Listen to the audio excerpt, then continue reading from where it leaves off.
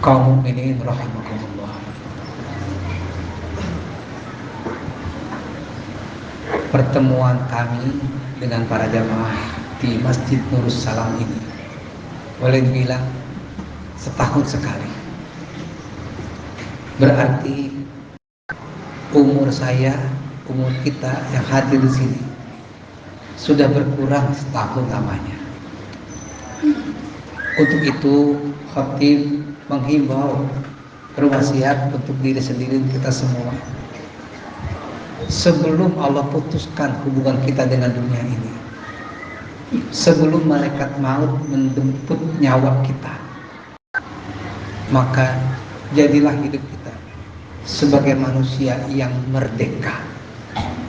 Jangan pernah meninggal dunia kecuali kita harus merdeka dulu. Kalau hidup kita terjajah, itu diisyaratkan bahwa kita itu wafat kita su'ul khotimah. Ingin husnul khotimah, jadilah hidup merdeka. Di khutbah yang singkat ini, ternyata kalau kita perdalam Al-Quran dan hadis, keterangan-keterangan disampaikan para ulama, merdeka itu adalah ketika kita hidup dasarnya adalah la ilaha illallah Muhammadur Rasulullah, lalu dibuktikan dengan dasar hidup tadi, tauhid tadi. Hidup hanya terikat dengan hukum-hukum syariat Allah Subhanahu wa ta'ala. Hidup hanya terikat dengan syariat Islam. La ilaha illallah. Kita buang hukum-hukum selain hukum syariat Allah. Kita hanya satu.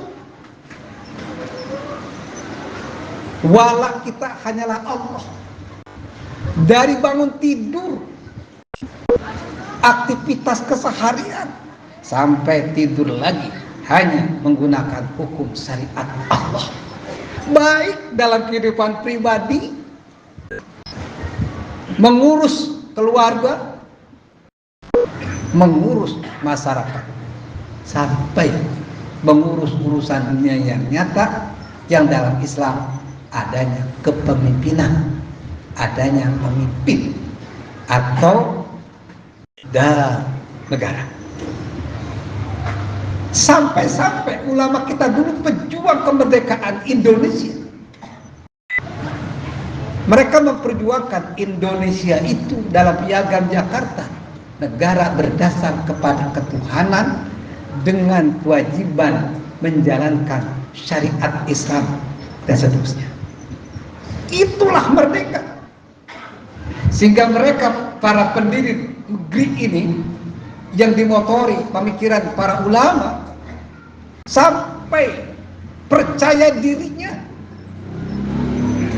dalam batang tubuh Undang-Undang Dasar 1945, di antaranya pasal 33.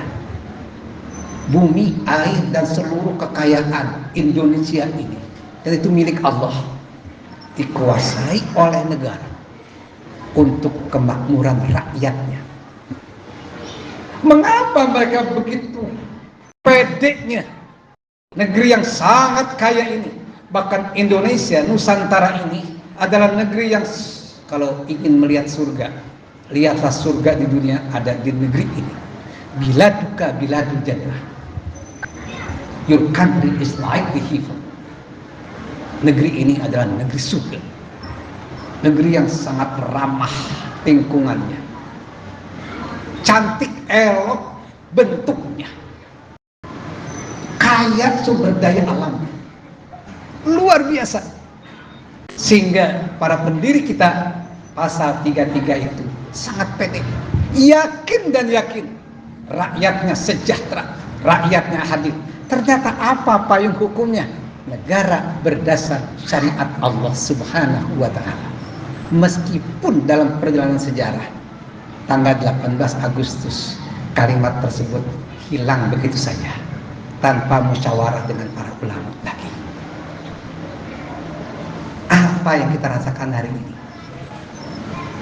Dalam Islam diatur begitu lengkapnya, Di dalam kitab yang kami baca, kitab yang kami bawa, Imam Al-Mawardi dalam kitabnya Al-Ahkamus Sultaniyah wal Wilayatid Diniyah menjelaskan kepemimpinan dalam Islam itu dalam bentuk negara khusus. Maka kewajiban negara yang dipimpin oleh kepala negara, al-imamah maudhu'ah li khilafatin nubuwah, dua tugas utamanya. Satu, fi khirasatiddin, untuk menjaga memelihara agama, khususnya Islam, bahkan memelihara agama lain sekalipun. Ketika kepala negara yang beragama Islam tadi tidak boleh memaksakan siapapun penduduknya yang di luar Islam wajib masuk Islam, tidak boleh. Rumah-rumah ibadah tidak boleh dirusak. Begitu hebatnya Islam mengatur hubungan antar kehidupan beragama. Apalagi Islam, karena Islam itu sumber kesejahteraan, sumber keadilan, langsung wahyu dari Allah Subhanahu wa Ta'ala. Jadi tugas utama pemimpin dalam sebuah negeri Islam adalah fi hirasatiddin, itulah kemerdekaan. Hatta kalau kita baca sekitar tahun 223 Hijriah, di daerah Amurah, tepatnya Amuriah, satu orang wanita dipaksa oleh sekumpulan laki-laki untuk melepaskan jilbabnya, pakaian wanita muslimahnya, dan didengar oleh Khalifah Al-Mu'tasim Billah, seorang khalifah, lantaran seorang wanita saja diganggu kebebasan melaksanakan syariat Allah, yaitu berbusana muslimah atau jilbab atau berhijab tadi. Ribuan pasukan dikirim dari Baghdad sampai Turki. Adakah di negeri tersebut, di negeri barangkali kita, wanita dilarang berjilbab?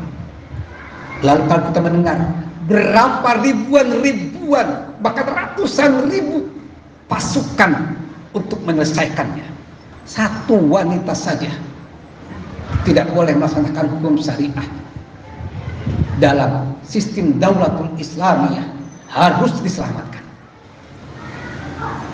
Masya Allah. Hatta Nabi, siapapun yang mengganggu kafir zimmi, orang di luar Islam tapi tunduk dalam pemerintahan Islam, akulah musuhnya.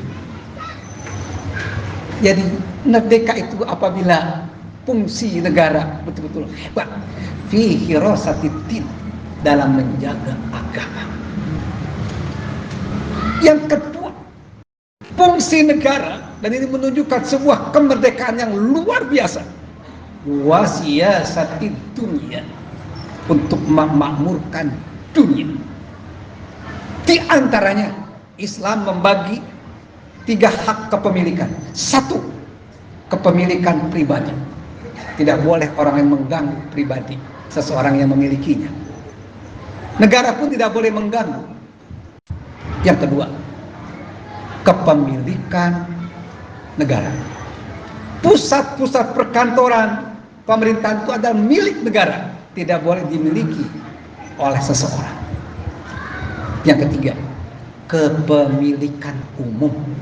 Apa kepemilikan umum?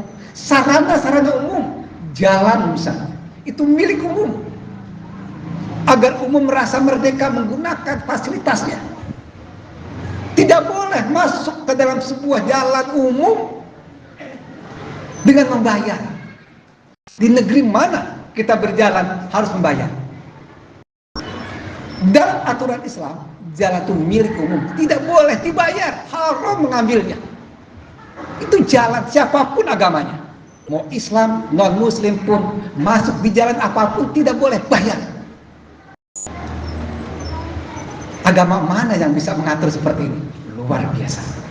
Yang kedua, apa kepemilikan umum? An-nasu syuraka'u li salasi. Masyarakat manusia, apapun agamanya, apapun sukunya, bersekutu pada 3 hal. Satu, alma, air. Air itu milik umum, bukan milik pribadi, bukan milik perusahaan. Terutama air laut. Halal diambil oleh siapapun, bukan mencuri. Itu milik kita. Yang kedua, al-kala, padang rumput termasuk hutan belantara itu milik umum. Hutan itu sangat penting. Bila hutan itu gundul, terjadilah banjir besar. Islam mengatur hutan itu milik umum untuk dunia ini aman, sejahtera, ekosistem terbaik. Yang ketiga, anna, api atau energi. Barang tambang salah satunya adalah milik umum, bukan milik pribadi atau milik ormas. Subhanallah, Masya Allah, Islam mengatur begitu hebatnya. Kalaulah barang-barang tambang itu dikuasai negara untuk kemakmuran rakyatnya, per individu kita hari ini minimal per bulan dapat jatah 20 juta per orang. Dan itu insya Allah sekolah pun mudah tanpa dibayar oleh seseorang. Negara yang menjamin, kesehatan pun semuanya. Lagi-lagi ini, ketika kemerdekaan hakiki itu syariat berlaku untuk pribadi, untuk keluarga, untuk masyarakat, sampai menata negara. Bukankah merdekanya atau putuh Mekahnya itu Allah nyatakan, wa ra'aitan nasa yadkhuluna fi dinillahi afwaja. Ayat ini menunjukkan ciri merdeka itu apabila kita dengan gegap gempita melaksanakan hukum-hukum syariat. Tapi kalau hukum syariat tidak dimanfaatkan, tidak dilaksanakan, tandanya kita masih terjajah. Imam Syafi'i, masalah sunat saja, ketika Imam Syafi'i 1 malam gak sholat tahajud, Imam Syafi'i merasa terjajah, tidak merdeka. Karena itu Imam Syafi'i 1 malam pernah beliau tidak sholat tahajud. Paginya sampai siang beliau menangis sejadi-jadinya. Karena mengapa? Dia terjajah oleh bantal, oleh kasut, oleh dunia.